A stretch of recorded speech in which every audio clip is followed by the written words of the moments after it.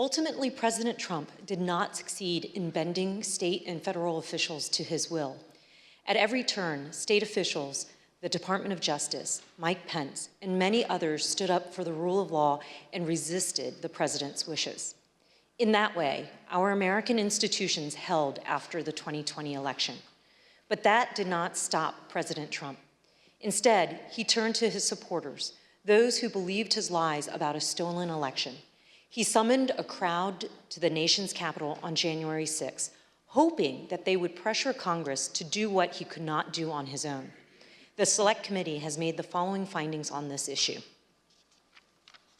2 years ago today, in the early morning hours of December 19th, Donald Trump sent a tweet urging his supporters to travel to Washington for a protest on January 6.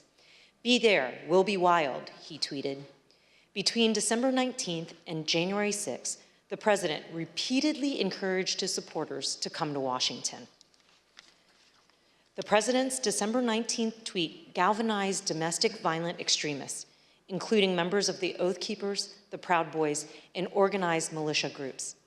These individuals began organizing to come to the Capitol in large numbers with the specific intent to use violence to disrupt the certification of the election during the joint session.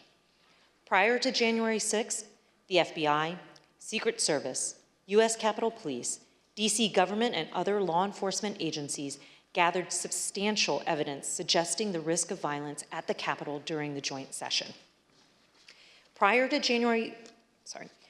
These included warnings like the following.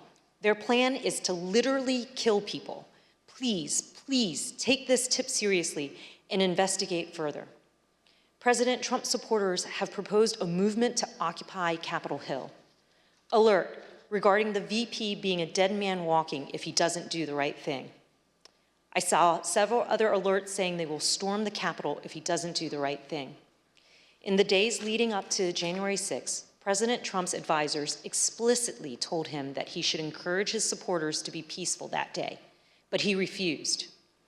One witness, Hope Hicks, provided the committee with records of her text messages on January 6th. In one exchange with another staffer, he texted her, "Hey, I know you're seeing this, but he," referring to President Trump, "really should tweet something about being nonviolent." "I'm not there," Hicks replied. "I suggested it several times Monday and Tuesday, and he refused." When Ms. Hicks came in to provide testimony to the committee, we asked her about this exchange.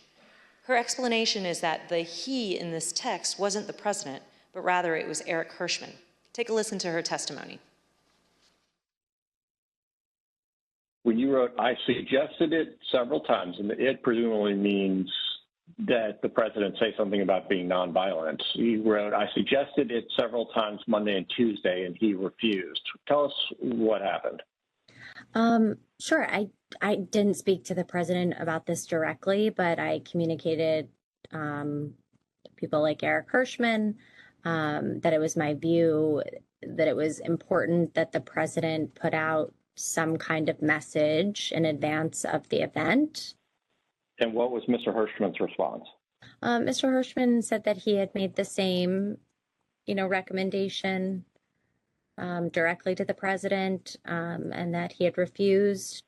Just so I understand, Mr. Hirschman said that he had already recommended to the president that the president convey a message that people should be peaceful on January 6th, and the president had refused to do that? Yes. The public will be able to review this in the transcripts and see the perspective Eric Hirschman gave before we took Hope Hicks's testimony.